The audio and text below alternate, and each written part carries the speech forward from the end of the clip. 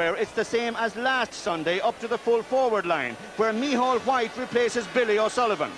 White comes in beside two of the Waterford stars of the drawn game, Anthony Kerwin and Paul Flynn. The surprise news from Clare is that wing forward David Ford has made a marvellous recovery from his eye injury and he plays. So too does Fergus Toohey, 4-point hero of the 1995 All-Ireland final win. So out of the Clare attack go Danny Scanlon and Eamon Taff. Elsewhere, Clare, the same again from 1 to 9. Conor Clancy is now at centre forward, however, and that releases James O'Connor for duty at left half forward today. There was drama even before the start here at Semple Stadium because referee Willie Barrett from Tipperary went over to have a word with one of the Clare mentors, and we do know that there are strict guidelines today on pitch incursions. It'll be fascinating to see how that works out. Once again, Willie Barrett is the man in the middle for a mighty Munster final replay confrontation between these great rivals, Waterford and Clare, great rivals of '98, and a mighty confrontation too between the elements in their full raging force, wind and rain, against the passion and pride of Waterford and Clare. And as Peter Queally walks away, referee Willie Barrett's attention is being drawn to something by one of his linesmen, Pat O'Connor from Limerick, and this may mean that referee Willie Barrett will speak to two players, James O'Connor of Clare and Brian Green of Waterford. There has been a directive given today to the both county boards that any incursions onto the field are going to be severely stopped. There's 4 officials from the Munster Council to actually stop the incursions onto the field, and the only guys allowed onto the field today are Joel McCarthy and John Loughnane, and if it means Willie Barrett stops the play to get rid of this, he's going to do so. That adds to the tension and the drama and the excitement. Now Tony Brown topped his first free of the day. Tony Brown, man of the match in the drawn game, and a chance for him to get his touch back. But Liam Doyle is there for Clare. So too the captain Anthony Daly in his 7th season as skipper of the team. Hard clash in the middle of the field. Fergus Hartley went for his first touch there, and this is Stephen Frampton, the Waterford captain, without a helmet today. Put out by Liam Doyle, his 2nd touch of the game, and a first touch for Brian Flannery, who's playing at right full back. I can tell you, and this will be of particular interest to Waterford indeed, that Tom Feeney is playing at full back. Paul Flynn, his first touch, does well to stand his ground there and stay in play. He showed wonderful balance, then the ball ran away from him. First scoring chance of the day to Paul Flynn, off his left side, gloriously taken by Flynn.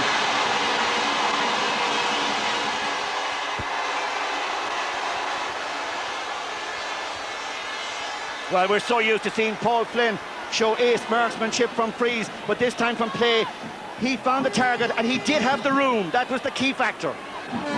This is Davy Fitzgerald from 6 Mile Bridge, one of the top goalkeepers in the game.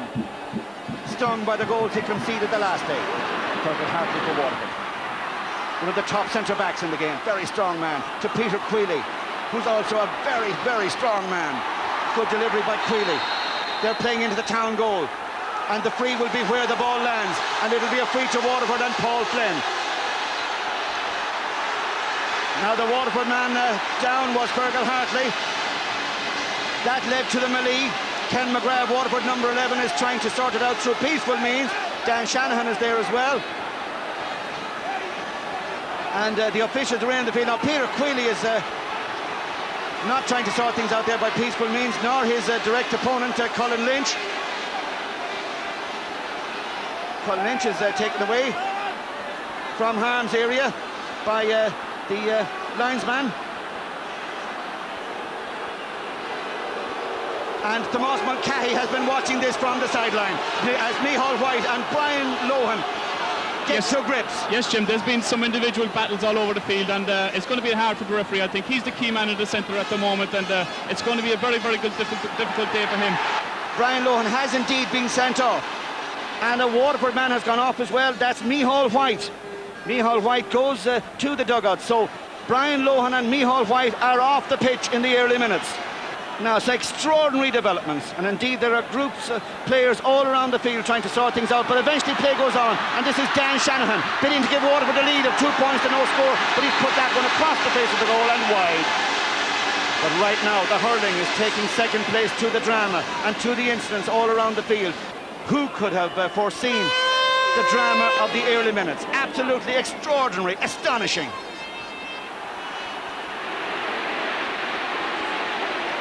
Clare with their first real attack of the game. Breaking to David Ford, going for a catch here. It's not waiting in by Brian Flannery. And then the goalkeeper, Brendan Landers, has to come and avert a very, very dangerous situation. Brian Flannery is the Waterford number 4. David Ford slipping inside his man, was hoping to get a touch on that one. Out came Brendan Landers. Good goalkeeping. Now Sean McMahon stands over this 65. Brendan Landers, the Waterford goalkeeper, was happy to concede that one with Ford lurking. Shawnee McMahon then going for a point off the 65, and he's judged it beautifully. Now I can tell you that the wind, which blew right down the field last week, left to right towards the goal at the town end, is now blowing across the field towards Paul Flynn's corner, favouring the Waterford top of the left in the first half. So in the conditions and with the rain that we've had all day, that was a good score by Shawnee McMahon. Anthony Daly bats it down. Sideline ball will be to Clare.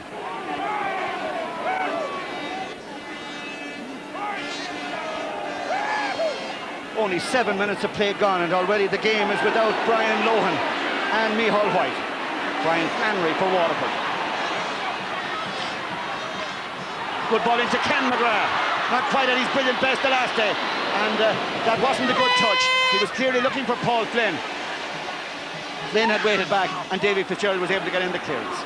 David Bennett and Stephen Phantom there for Waterford. Fergal Hartley for Waterford. It's a point apiece in the replay.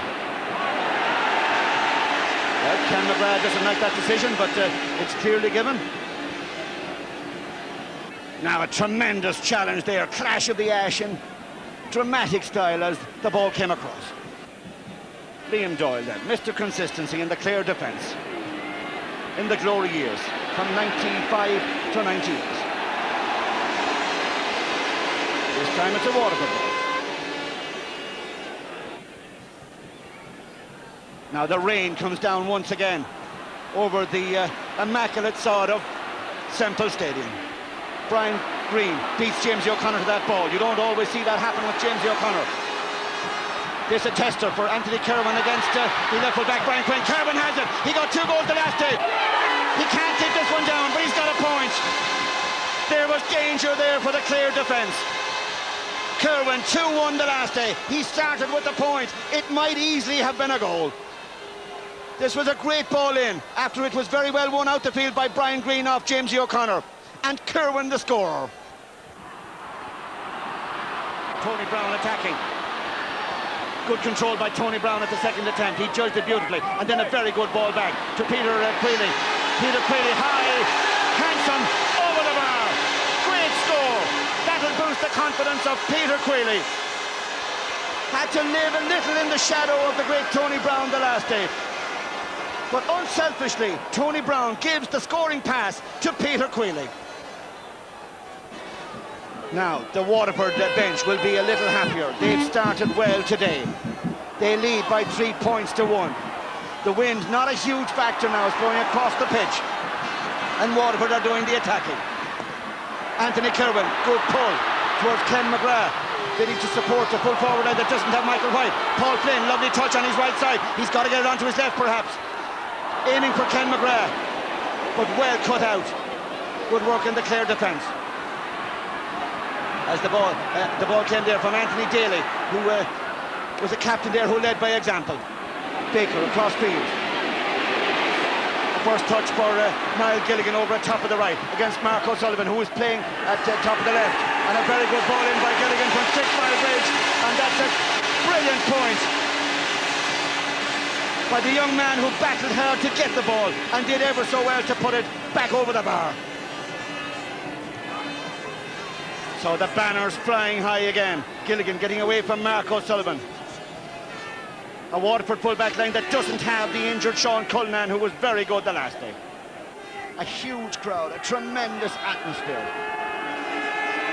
Lovers of hurling could hardly wish to be anywhere else in the world today but in Semple Stadium, where the players are giving it everything in difficult conditions. And Ollie Baker makes a great run. Now he's swung over many a left-handed point, but that one went away from him. And there too was Fergal Hartley to show wonderful defensive resistance and wonderful skills to dispossess Ollie Baker and Winifrey. Now there's the mark of a great centre-half back, doing his primary duties to absolute perfection. The free taker is Brian Flannery, who's got the better of his tussle with Alan Markham so far, but it's early days, 19 minutes gone. James O'Connor, anxious to get into the game. Not quite as influential in these early stages as he was last week. Dan Shanahan there for Waterford. Trying to get it out to Kerwin. Kerwin, who's already got a lovely point, which he kicked. He's going for a second one, this time with the hurl, but he's put it across the face of the goal and wide. And the angle there didn't suit it. Didn't suit a right-handed hurler hitting it right-handed.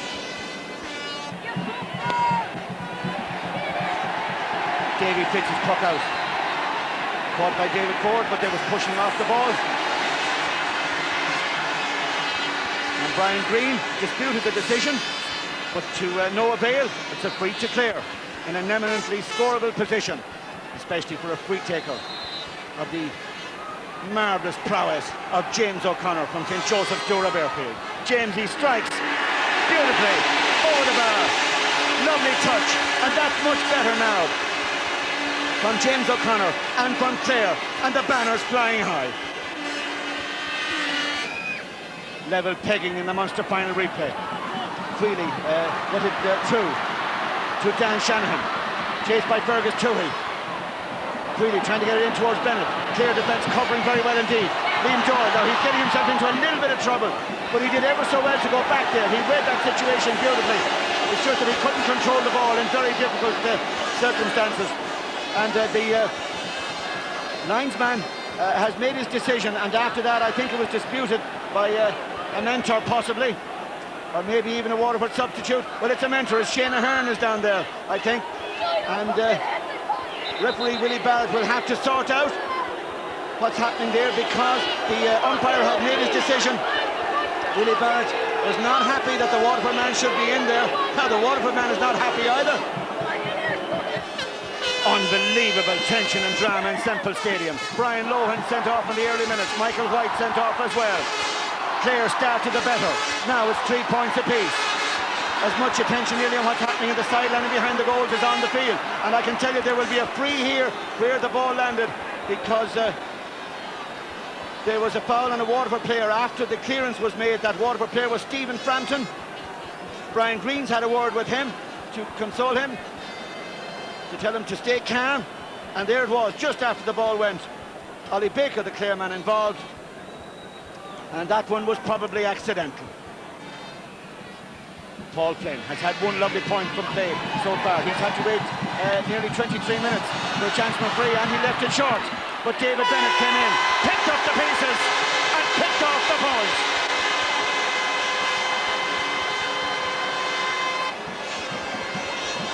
Paul Flynn would be a little embarrassed at the way that one fell short, but Dave Bennett popped up and saved Paul Flynn's blushes.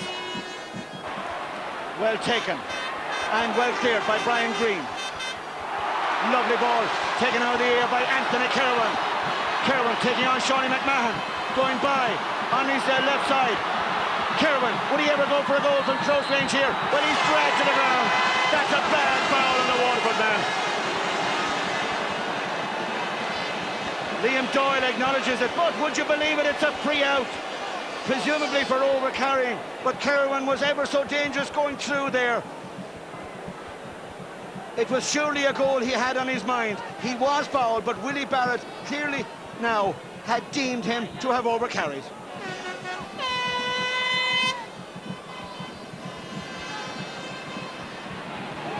Waterford 1 point leaders in the 25th minute. 10 minutes to half-time. Championship hurling and football is 35 minutes a half. James O'Connor swings it towards Fergus Toohey. Fergus Toohey, not a good ball. Left it short and wide.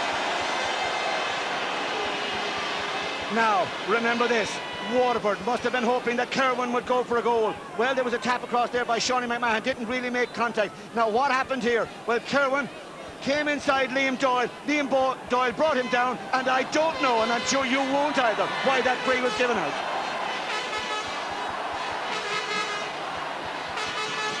So Clare may just be a little lucky to survive that one. Colin Lynch sweeping it past midfield. Very good catch by Fergus Toohey. Brian Flannery just got his eye back on him. Not enough, however. Ollie Baker in the middle of the field. Waterford defence playing well. Brian Green, he's playing exceptionally well. And a great clearance right down the middle by Green. Shawnee McMahon put his hand up, left it to Anthony Daly. Wonderful understanding between Daly and Shawnee McMahon. Brian Flannery with a bit of help from Mark O'Sullivan. Niall Gilligan there for Clare as well. Gilligan has got one lovely point so far. He's going for a second one, but this one across the face of the goal. Well taken down. And a great clearance by Brian Green. And from Brian Green's clearance comes a run, a storming run by Dan Shanahan. 3-point hero the last day. Shanahan across the face of the goal and wide. And that is a wasted chance as Davy Fitz gets it over. And Dan Shanahan knows it.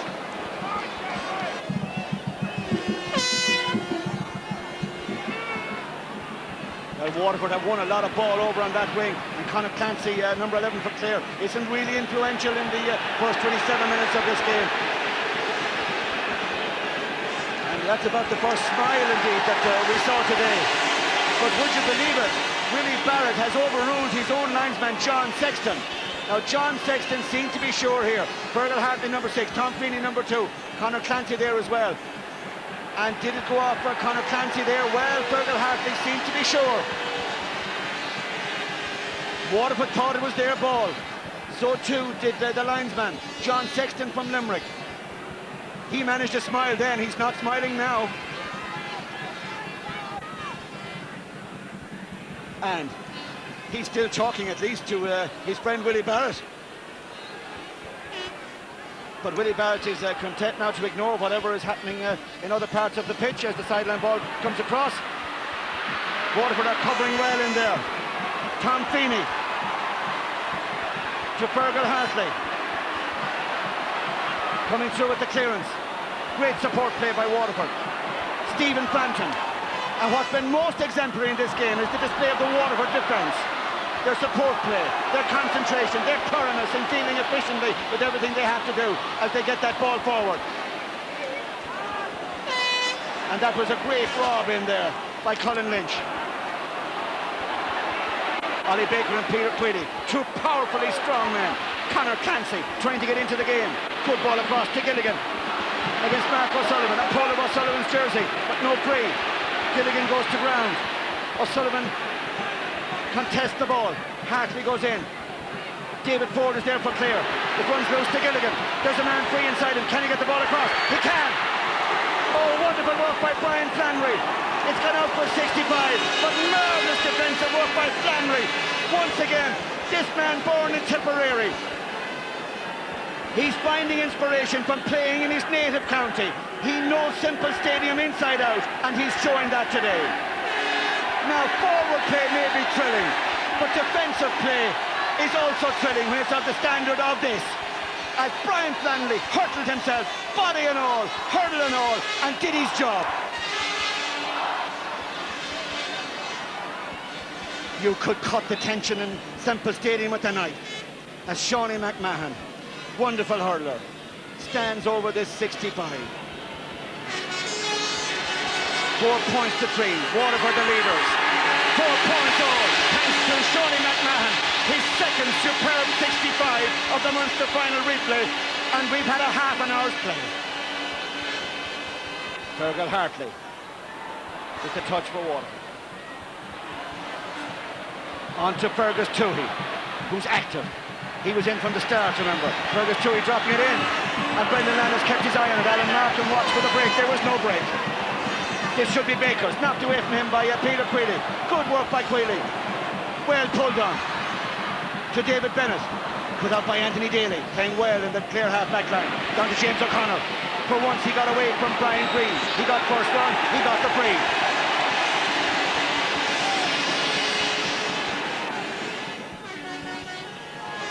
Sean McMahon has hit two wonderful 65s so far. This time from a long-range free. McMahon finds the target again. 3 points to him. And if it's tight and sparse for the Clare attack, then McMahon is making up for it with great long-range free-taking.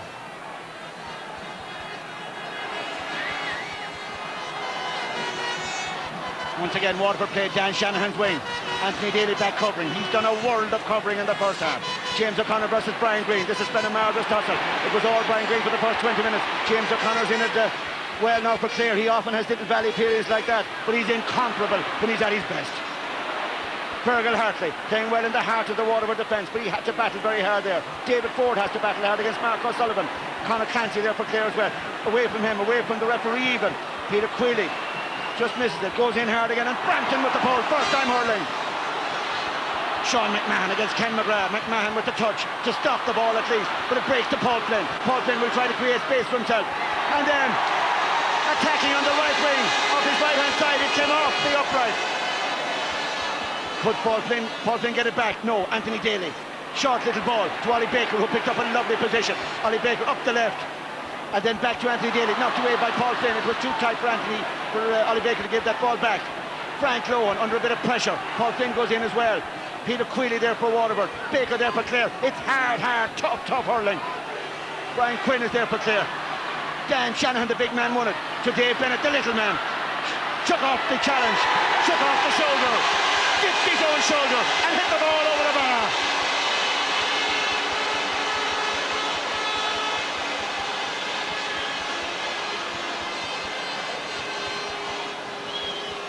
Dan Shanahan did very good work here, and he was cool, he was composed as he spotted Dave Bennett, and Dave Bennett was cool, composed, balanced and accurate.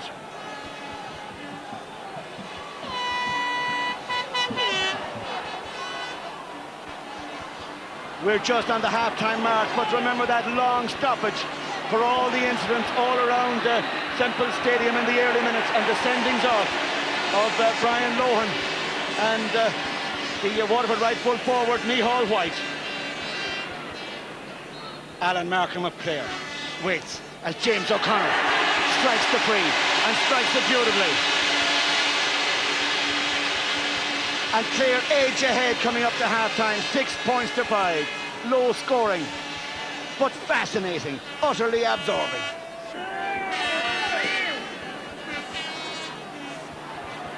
Shanahan versus Daly again. They've both done well. Two good hurlers playing well on each other.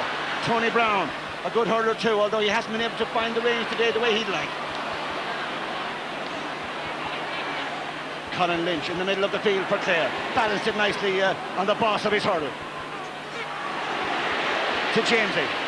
Sweeps it infield towards David Ford. Brian Green there for Waterford. Good clearance by Mark O'Sullivan. To Tony Brown. Just in the middle of the field. Tops it. Flynn goes for it. And it's won in there by Liam Doyle. Great catch by Liam Doyle.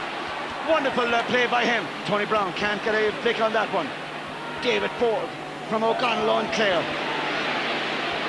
Go towards Gilligan at top of the right against Tom Feeney. Gilligan, leggy, rangy type of player, brave player too, won't mind cutting in here, and doesn't as Hartley met him. And boy, did he meet him.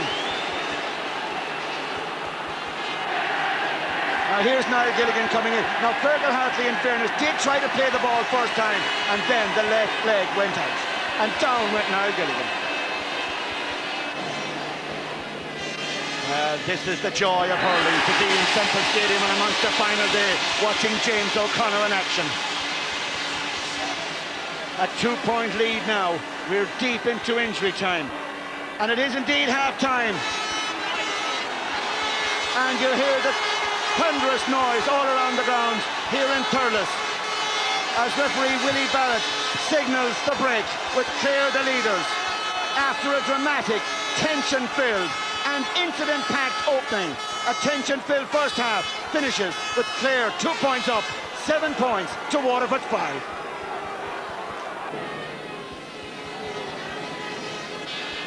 There are no changes on either side as we get ready for the resumption of the Munster final replay in a tension-filled Semple Stadium. Another thrilling prospect as Willie Barrett gets them up and running, and Stephen Frampton gets the first good touch of the second half. Conor Clancy trying to win the drop. Hasn't really happened for Conor Clancy today, and you'd imagine the conditions would suit a strong man like him. Stephen Frampton, the Waterford captain, happy to win a relieving free. Frampton to take it. He's had a wonderful championship season. He was magnificent against no less a man than John Lahey in the defeat of Tipperary. Ken McGrath with Sean McMahon. McGrath touches it down, but McMahon studies ground well there. And McGrath still isn't really in the game. Anthony Kerwin, hero of the last day, shepherding it out. And then that ball put out by Colin Lynch to Fergal Hartley the other side against Conor Clancy, and Fergal Hartley gets that ball down. Clare will surely make a change soon at centre forward unless they trust Conor Clancy to get the better of Hartley, as David Bennett is fouled by Liam Doyle. Liam Doyle, that most accomplished of defenders, and his name has been taken, and he's upset by that. He pleads his case. David Bennett, the little man on the run, and Liam Doyle then finding it hard to get in a good telling challenge in the conditions. Clare, I think, we're getting George Sparrow locked and ready to come into the fray. He's just gone back into the dugout to sit down again, but I'm sure in the next number of minutes we'll see him introduced into the match. As Paul Flynn strikes that one for Waterford and puts it over the bar to cut it to 1, and they really needed that score because they missed chance after chance in the first half. Often indeed chances from positions where they were under no great pressure, although it's a pressure-filled Semple Stadium.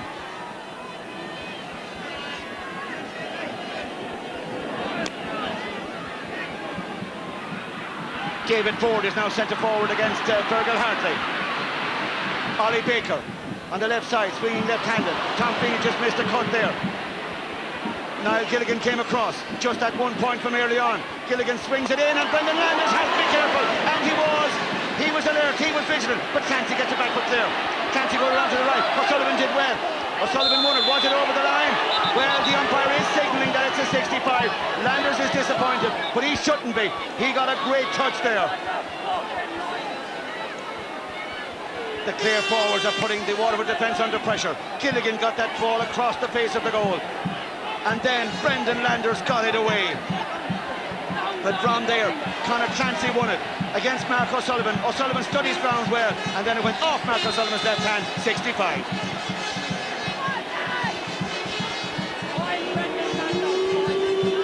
This is the sturdy figure of Shawnee McMahon, one of the great stylists of back play, as he gets that ball in, and it's gone in all the way, and Brendan Landers is distraught. It's a clear goal.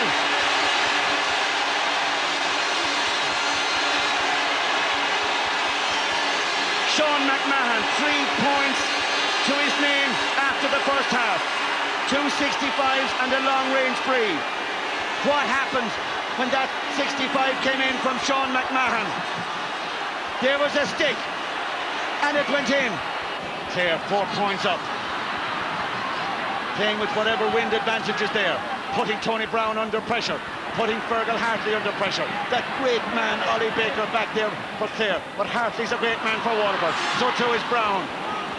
But there's only one forward there. Quinn goes into Kerwin. But it's won by Brian Quinn. And then lost by Brian Quinn to Anthony Kerwin, who battles his way through. He's brought to ground. He gets it to Dan Shanahan. The referee is giving the advantage, but Shanahan has to turn and twist, and then he loses it. And the advantage is gone right away. And right now, Waterford, I'm sure, would prefer a 20-metre free as Dave Bennett comes in, because the free will be harder to score from there. And you just wonder, this is fascinating. Had the decision been given by Willie Barrett, would Paul Flynn have gone for a goal? Well, I think you know the answer. I know the answer. And now, all Paul Flynn can possibly hope for is to take his point. Well, again, we question the entire philosophy, really, of the advantage discretion. It's not a rule. Because, again, Willie Barrett thought he was doing the right thing. He was letting the advantage accrue to the Waterford man in possession. No advantage accrued, and then it went right away, and now it's a point. But had the free been given, it might well have been a goal, and it's a goal. You feel that Waterford need not a point, but the point will do. It's early. It's only the 8th minute of the second half. And sweeps it left hand through the midfield. Hartley back there for Waterford, covering as always. Clancy won a good ball for Clare. He's in the game a lot more now. Ford on his favourite left side. Sweeps it over the bar, majestically. David Ford, the scorer. It's looking good for Clare now.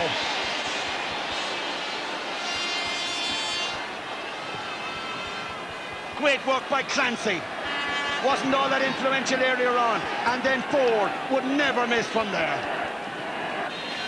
A sympathetic round of applause in Semper Stadium for Fergus Toohey as he goes off, replaced by Fergal Hegarty, who has a lot of championship experience. Fergal Hegarty from Kildamone is on.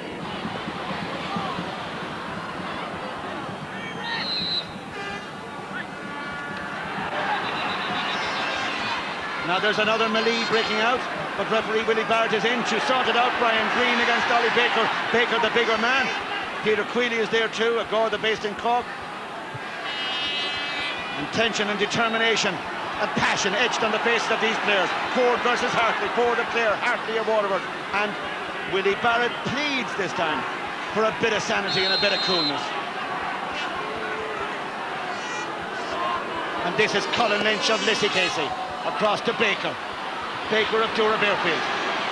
And the big man goes forward, knocks Hartley out of the way. Frampton knocks his man out of the way. It breaks back to the middle of the field, to Anthony Daly. Always good for a point, usually from long-range frees.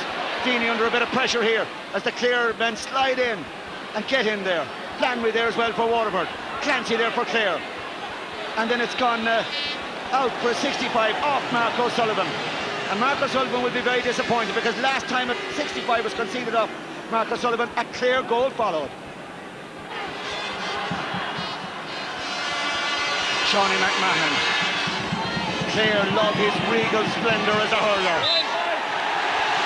Yet another 65, yet another point for Sean McMahon, who strides back to his position with great pride and satisfaction, and a job well done today. But there's a long, long way to go. Queally gets a good pull. Bit of help from Dave Bennett, who's trying so hard. More Waterford forwards will have to try as hard as Dave Bennett. Shanahan lets it run through to Kerwin. Kerwin to Tony Brown. Tony Brown will he try to get inside or take his point? Oh, he's fouled, heavily fouled. And it's a free in. And immediately Waterford fans worry about Tony Brown and they wonder what Paul Flynn will do and can do here. As Waterford think about bringing in Sean Daly, good hurler, has waited patiently for his chance this season. Flynn was looking around perhaps for instruction. Flynn takes his point. Takes his point. He knows there's time. That's a sign of Waterford coolness, and Waterford coolness on the line as well as on the field. So a big moment for Gerard O'Loughlin. The Sparrow is in. Perhaps Clare were saving him. The Clareman off is Conor Clancy. Played one very good ball all right in the second half, but otherwise he gave best to the magnificent Fergal Hartley. Brian Green just missed the jump at that one. And that ball in by Fergal Hegarty. And over the bar. And once again we see Clare substitutions working. Now what is it about Loughlin and Considine and McNamara? They make a move, it pays off. And the banner's flying. Clare win the ball. It breaks to Fergal Hegarty. And then it runs loose to David Ford. And again off his favourite left side. There's a point here for David Ford. Oh, this is a beautiful hurler. This young man has so much confidence, so much power, so much skill, and so much finishing ability. We saw that last year on a couple of big days. We're seeing it again today. David Ford of O'Gonolo hits a clear point. And Gerard man knows that the dander is up now.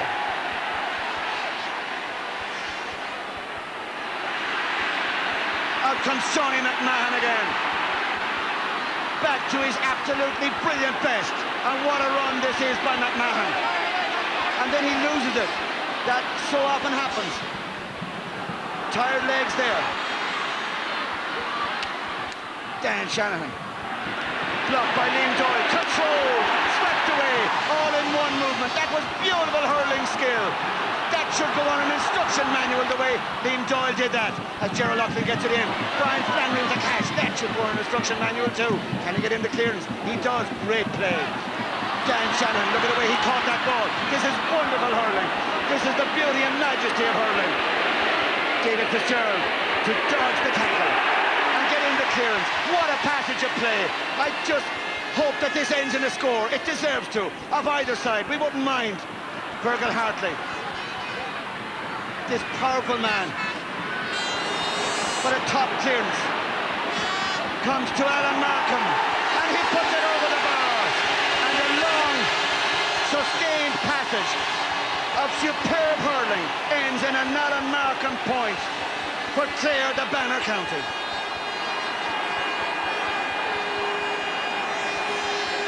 Marvellous hurling. Don't mind the rain, don't mind the wind, don't mind these incredible conditions when we should have high summer in July.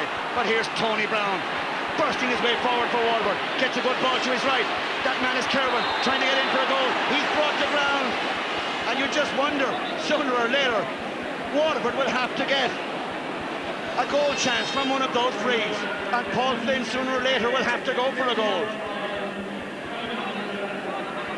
And Shawnee McMahon is booked for cutting right across Anthony Kerwin there and bringing him to the ground. And there's no doubt about what Shawnee McMahon did there. And he'll acknowledge that his name had to go in the book. Now, yes. Billy O'Sullivan, so disappointed to lose his place today. Will he get a chance to show what he can do in the Waterford full forward line? He had a spell at centre forward the last day, but he's normally a top of the right. Well, Micheál White, who replaced him today, only lasted a couple of minutes. He was sent off. Gerald Loughlin, his team leading by 7 points.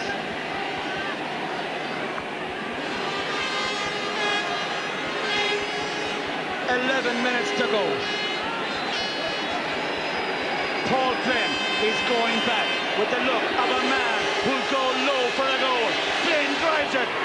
Saved by David Fitzgerald. Put wide by the substitute, Billy O'Sullivan. The roars you hear are the Clare shout. Shanahan to the left. Flynn went for it. Didn't hit it all that well. Fitz put it to his left. Following up was Billy Sullivan. Couldn't put it in. Wide ball.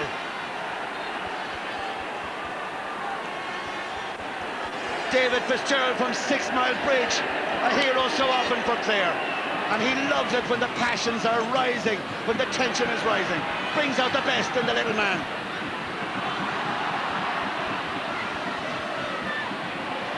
Ollie Baker has had another great game for Clare. And that's a great score by a man whose very physical presence is inspirational to Clare and psychologically intimidating to any opposition.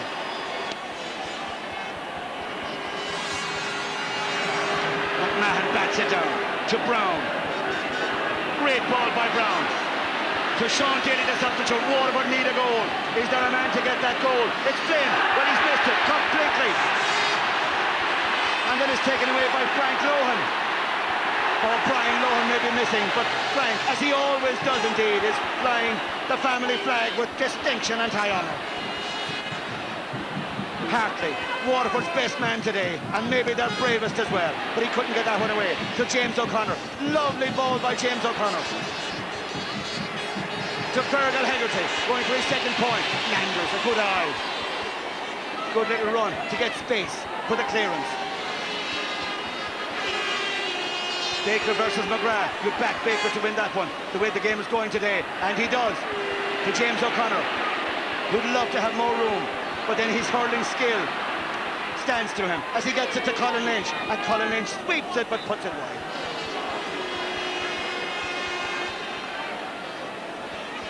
Brian Flannery of Waterford went to that ball, but it was won by Alan Markham. He just looked up, just for a fraction of a second. Now it's the Clare defenders' turn to be under a bit of pressure. Tony Brown, not quite as influential as he was the first day, but he did get a pretty hard knock early on. And he's got to acknowledge that Baker and Lynch are absolutely outstanding at midfield for Clare today. James O'Connor, lovely little run. Great block by Brian Green, but it comes to Niall Gilligan. Will he take his point and go for a goal? Goal, Gilligan!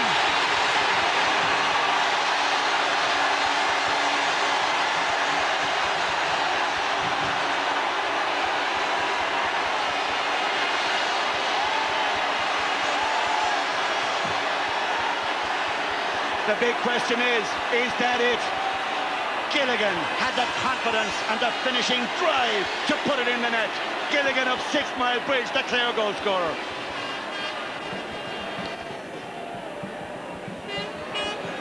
Oh, very well taken down by James O'Connor. Lovely ball to his right. Onto it comes Colin Lynch. Colin Lynch to go for his own score. And it's gone over off the stick of Brendan Landers. Good ball in by Colin Lynch. Great pass by James O'Connor. Lovely combination play by Clare. Now that ball came from James O'Connor and it was a beaut. And the drive by Lynch put Landers in trouble. He had no option. Well, this is like Clare versus Cork all over again. As the Clare forwards, including that man Gerald Aston, put the Waterford defence under pressure that they cannot resist. And the scoreline just shoots up now. And there's no way back for Waterford. That's a near certainty now because time is against them too. 5 minutes to go. Clare on top in all areas of the field. Tony Brown with the catch. Brave and defiant as ever. To the last. To Anthony Kerwin. Against Sean McMahon. Now who'll win this duel? Kerwin gets the knock inside. He needs help. He's got a bit of help. Waterford need goals. Liam Doyle is going to resist that. Good ball in. To Sean Daly, the substitute. But he has to turn a second time. And take the point. A good point it is too.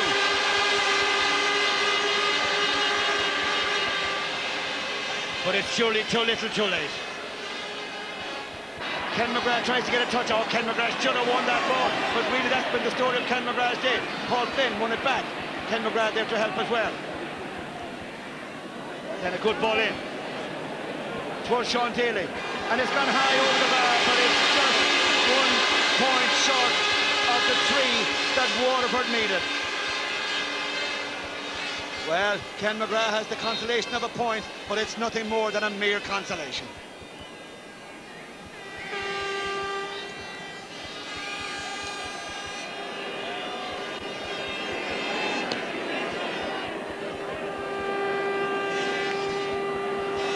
On by Colin Lynch. And a good ball hit in by Brendan Higginson. Brendan Landers there for Waterford. Sweep it down towards Anthony Kerwin. It was very well marked today, and it's very well marked right now by Sean McMahon. He'll no doubt turn inside. Well, he's got help from Ollie Baker. What better man to come and help a colleague in potential distress. And then a nice ball in to Fergal Hegarty again. Across the face of the goal, but wide.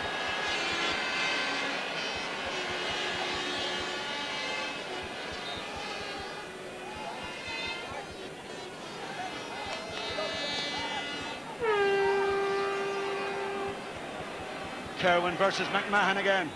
Waterford ball.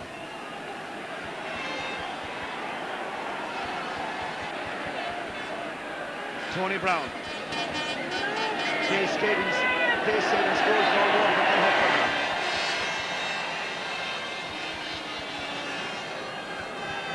Well, there's what they're playing for, and the Munster Cup is still a cause of great satisfaction and pride for whoever wins it, no matter what the backdoor system or any other system might indicate or might hint at. And Clare are determined to win that Munster Cup again today. They, after all, are the holders. They're also the holders of the All-Ireland Cup.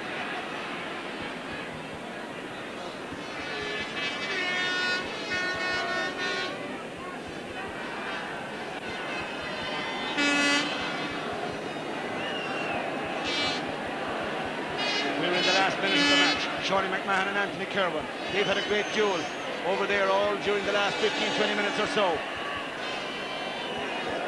the referee. Willie Barrett blows the final whistle. It's all over in Thurles. A game that started explosively ends in hugs and handshakes. And Ger Loughnane has a smile, the smile of victory. And the explosive nature of the beginning of this game gives way to sportsmanship and jersey swaps. Tony Brown and Colin Lynch have exchanged jerseys. That's a great note to end on. Fergal Hartley was magnificently defiant for Waterford, but it wasn't enough on the day. James O'Connor's free-taking and his passing were majestic as ever, as Clare retained their Munster title on a scoreline of 2 goals and 16 points to Waterford's 10 points.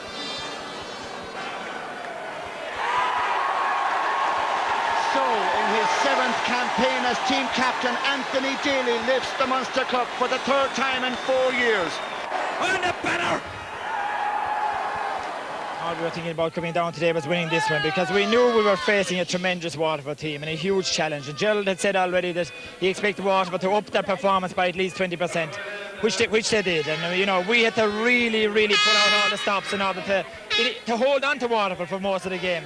But the character of this Clare team is absolutely unbelievable. And I think whatever is questioned in the future, nobody will ever question the great character that this Clare team has. Well, I suppose it was an explosive start, to say the least. Both sides are obviously very fired up for it, and you know, conditions were that bit slippier and trickier today, you know. But I suppose we maybe just adapted that bit better to the conditions. The last day, I suppose there was a lot of criticism. We were disappointed in ourselves that we came down and we felt, you know, Waterford hurled really well on today, and we felt we didn't hurl as well as we could. So we were very keen today to come down and play well and do ourselves and the people of Clare justice. So everybody really hurled well today. It was a great team performance, and that was why we won it in the end. Well, I mean, there was stuff going on everywhere, all over the pitch, not just back there, you know. And I mean, Brian was a huge loss. I think the referee just maybe picked 2 men, and Brian maybe happened to be the unlucky one to go, you know. But these things happen in sport, and you know, I think we had to knuckle down. And so maybe at half time, you know, we said to ourselves there was no way we were coming back in and facing Brian Lohan without the cup. We're all to blame for what happened at the start. With the crowd, the management of both teams, the players, we were all so hyped up. There was something was bound to happen, and it was just one of those wild things that happened. I know a huge deal will be made out, but after slow motion television, there was nobody injured. There was a bit of wild swinging. After that, the game settled down. We had a feeling before the game started that there would be a slight scuffle at the start, and there was. But after that, the game settled down. There wasn't a dirty stroke in it after that. It settled down into a tremendous game. Your half-back line cut out a world of ball there. That must have been uplifting for the team. Yeah, I think our half-back line started to get on top, particularly towards the end of the first half, you know, and I think Shawnee in particular held the middle together very well, and you know, once your half-back line is on top, I mean, the ball is coming up the field, and you know, it opened up a bit in the second half, and we got a couple of goals. I suppose that kind of managed to put a bit of daylight between the two teams. Ger, what are you feeling for Brian Lohan? Well, sure, I mean, he wasn't playing today, but he was the inspiration for us to win the game, you know. We said at half-time, how could we come back in at the end of this game having lost it with Brian Lohan being on the sideline? It was unthinkable that a man who has contributed so much to Clare, who has been the cornerstone of our revival, of our 2 All-Irelands, that a man like that could be left in the dressing room this evening disappointed. We just couldn't contemplate something like that happen. And that was the real inspiration for us giving him that second half performance today. Hard luck. It was a good effort from Waterford, certainly. Did that give you some pleasure? Well, I tell you, it was a superb effort by Clare in the second half. They really produced a fabulous performance there, and we had no answer, to be quite honest. Do you think you've learned from today? I would hope so. We have to be out again next week, so this is what we learned from it. There was a good lesson to be learned out today by Clare on us. Well done, Jack. Yes, well, Waterford know it now. They had their chance the last day, and a team like Clare is unlikely to let a warning like that go by them unnoticed. Not just Munster champions again tonight, but they've also earned themselves a breathing space before their next outing in the All-Ireland series. Well, Cyril Farrell's analysis of that match coming up after this commercial break.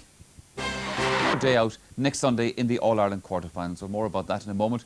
But first to today's match. Now, Cyril Farrell, this game had everything, I suppose, that a Munster Championship match normally has probably. There was tension you could cut with a knife there. Great atmosphere, great drama, great excitement in Thurles. Oh, it was a fantastic game to be at, Michael. It was electric. The atmosphere was just alive from the very start, even before the very start. It was bound to be that way, I suppose, with the build-up during the week, with the different managers. So the warfare, the psychological warfare started early on, and again at the very train it started as well. But fair dues to Clare. They're an awesome side, and like Ger has often talked about the character of this team, and they have it in abundance. And, you know, when they only went in 2 points up at half-time, but they scored in the second half 2-9.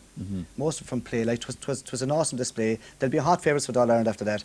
It was tough looking Waterford to meet Clare on such a day like this, because they got a chance the Sunday before to actually win the game, but it just shows you, like, you can't give champions, especially seasoned campaigners like Clare now, a second chance. It would be a sort of, you'd forgive Clare for not rising to the occasion today, because they've been through so much. I mean, not just this year, but say over the last 3-4 years, you'd expect it to be getting tired at this stage and having to go through a hassle like today, if you like.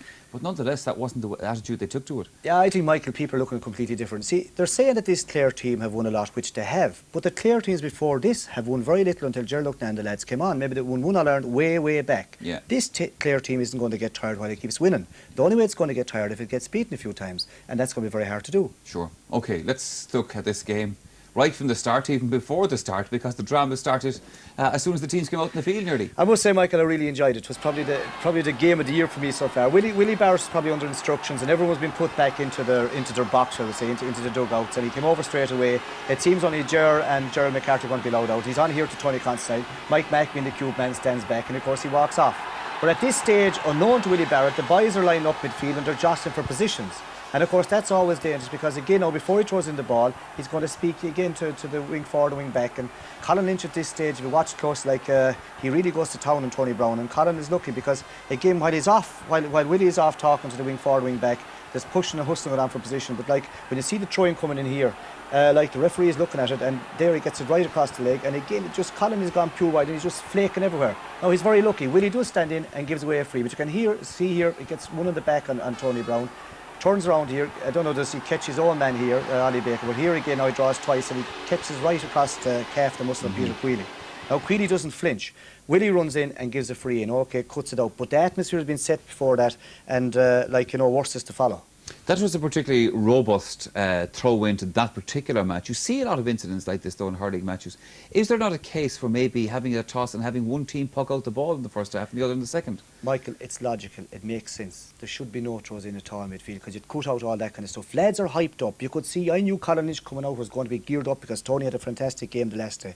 You could cut it out, have a toss. Clare takes if they win the toss, takes the puck out the first half. Waterford have the second half, and you cut out all this jostling. And it's an unsavoury incident like that. Okay, the fellas, got over that, and they shook hands afterwards, and it was all, kind of good sportsmanship after that. But anything could have happened there. Was there something that the referee might have done right on the spot there? Because, I mean, he was looking at it and he was seeing players being struck across the legs. No matter how tense the start of the match might have been, still fouling. Yeah, still fouling. It was you see, Michael, Ger Lucknan made a reference to there in his interview, like, it was tense even during the week leading up to it, because the psychological warfare had begun, and like all the lads were hyped up. And when Willie Barrett had to go to speak to the lads in the line and go to speak to the wing back, you see, even here he's after being away, and so he lets it in fast. But the fellas had been there 2 or 3 minutes before this jostling for position. All this probably wouldn't have happened. Now it's unsavoury. It doesn't look good for anyone to see. But Colin Lynch was lucky, because young Scallon from Wexford got sent off for a while, pulling in an All-Ireland final 2 or 3 years ago, Wexford. Colin was lucky there that he didn't get more than that. It was just a free given against him. However, a sending-offs did come very quickly after that, and I suspect this might have been a follow-on from what happened at the beginning of the match, although Brian Lohan unfortunately set himself up on this, because once you swing the stick, you're now a candidate to go. Yeah, whoever acted next was going to go, because the atmosphere is very, very tense. Now here's Peter Queally giving a good ball in. He's tackled late there by Ollie Baker. Ollie did that a few times, tackled late. Now the whistle is gone. Now young Mian White gets the ball here and he runs away, even though the whistle's gone, and Brian comes in after him and it just kind of tackles him here. They kind of square up to him, throws him away, and he kind of draws a clip with the hurl. I don't think he actually hits him, but he had to go, both of them were going to go after that. And it was unfortunate to see that, say, kind of a scrum, which you don't like to see in hurling. This is still in the first few minutes of the Munster final. It's kind of blood and bandages stuff, really, even though there was no dirty belt as such in it. But Willie Barrett took a grip in the game, 2 boys gone. Young Micheál White is very new to the game. Brian Lohan would have been leading by example to the Clare team, like a great player, fantastic leader, and he will feel disgusted to be sent off. But I would think that Clare used as a motivation factor in the second half. Of course, yeah. Well, as Gerald Lucknan said after that, the game settled down into what we saw as to be a real good spectacle of a hurling match. Who did you pick as your man of the match from this game? Well, I went for, the half-back line of Clare was fantastic. The 2 wing-backs like Dial and Daly were great. Midfield, Colin Lynch really got stuck in and got on top of Tony Brown. The Baker took up where he left off last, was very good. The Clare forwards never get praised, but they're a great unit. Again, they got a lot of scores. But to me, the man of the match today was Sean McMahon. He had some great scores. When Clare needed him in the first half, he got long range frees from out the field. You know, and like he's a colossus when he gets going. Here to me is the turning point of the game. A long ball coming in. Conor Clancy actually gets a touch to it and goes into the net. At that stage, Waterford only a point behind. But here, with McMahon's long free coming in, he had scored 3 in the first half. It comes down now. Clancy goes up, gets a lucky deflection off. Nothing the goalie can do about it into the corner net. And like they go from 1 up to 4 up, and from there on they're floating. Here again, McMahon, he was razor accurate today. Maybe the last day of the poor game by his own selves, again over the bar. And of course, when he got on the strength from the freeze, he started reading the game and he started pushing up through the middle. Like he was reading the game, half back line midfield. That's the kernel of the Clare strength, really. Like, you know, here he is pushing his way forward, not content just to hit it. And like there isn't much you can do when they're in form like that. It was hard on Waterford to meet Clare in such an awesome kind of a day. Sure. Okay, Shawnee McMahon then, as he has so often in the past done, a sterling performance in the Clare jersey, and he wins our Man of the Match watch as a result of that performance. Congratulations to Shawnee.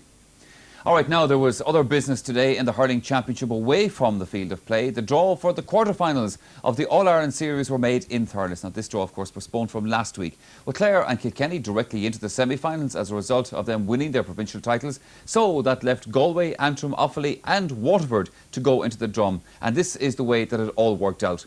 Antrim will take on the beaten Leinster finalists Offaly, and in the second quarter-final, Galway have been drawn against Waterford, and those matches both live here next Sunday afternoon. Cyril Farrell, now you know who it's going to be. Your reaction to that?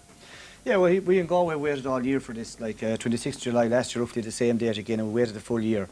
And like it's Waterford will have to go 3 Sundays in a row, but they have had great preparation. They played a good league semi-final, good league final, won all the rounds in Munster until, you know, could have won the Munster final. Okay, they were well beaten today. They're going to have to regroup, and they're going to be looking for injured fellas back, like Sean Conlan, the full-back, was a big loss today. They'll be looking to try to get him back the next day. We're really looking forward to the game. We've trained very hard. We have some injuries going into it. Hopefully they'll be cleared up. But which or whether, we have 26 or 7 fellas training, and like we believe that we're good enough to win. You have to regard this as a good draw, the way things have worked out. You didn't want to meet Clare. Offaly, because they'll probably be on a rebound from the problems they've had down there. You didn't want to meet them. You wanted to meet a Waterford team that's playing 3 tough matches in 3 weeks. Yeah, that's true, but like we're not playing tough matches, only coming from Athenry, and they are ready. But Michael, for Galway to win All-Ireland, we have to beat now Waterford, you're going to have to beat Kilkenny, and you're going to have to meet the winners of the other side without getting any second chance. I would love if we could kind of, not afford to, but like if you could get in there and lose a game, going to play winners. But like that's the draw we have. We're quite capable of doing it, there's no doubt about it. Pedigree-wise, we have the hurdles to do it. It's a matter of getting it right. And from a bewildering point of view in the Championship, I suppose, a few weeks ago, Offaly are right back in the frame now. Yeah, I expect them to have a kind of a fight back because, okay, things seem to be going bad in the camp, but like the players kind of more or less kind of, you know, took over the thing themselves, and they have Michael Bond in there now, like, but there could be a big backlash from them. And like, talking to Sean McGuinness last week in Antrim, like, they had a very tough time getting training with the way things were up there in the northern situation the last few weeks. But like, you can't treat Antrim like, you know, you can't treat them lightly, and Offaly won't treat them lightly because they did get caught with Antrim before and they won't want to get caught again. But Offaly will be smiling, like they will figure that they are in the semi-final, but then they have an awesome task against Clare. Do you expect Offaly to bounce back as a result of all the things that have happened, the Babs Keating thing and all that kind of thing? I think so. I think if the players have any kind of real gut feeling and deep down their heart, and if, you know, they're bound to, they have to prove that they were right. And if they don't, you see, like they'll be saying, Lord, like, you know, Babs was right. So they're going to prove it this time. But this could be they'll feel they're well capable of beating Antrim. This could be the easy one. But like then they're into the big league the next time around because like Clare will be waiting. Now, I know this is looking a long way down the road. I know you have 2 championship matches to play before you come to this, apart from the other side of the draw. But there is the possibility there of a Galway-Clare All-Ireland final. Now, that would be something special. Oh, to be a dream final down over, because like we're next door to Clare, and like we know the lads so well, the players and the management as such, like, and of course again there'll be the mind games will go on, like, you know, Clare are very good. Clare have been the masters at them at the last few years, like, and we would love to get in there against Clare because we believe that we're well capable of beating Clare. Yeah. I know, as I said, that's a long way down the road. You've got to face a difficult championship match next Sunday. Do you think, Cyril, I get the impression that you're preparing this Galway team a lot better than they were going last year? Well, we're 2 years at it, and like that is a big advantage because last year, first year, and you're just getting to really know the senior players again. We have a nice blend in. Okay, we have the worrying thing of injuries here and there, but I suppose that happens to everyone. There's nothing, you know. We are going in very fresh, and I'm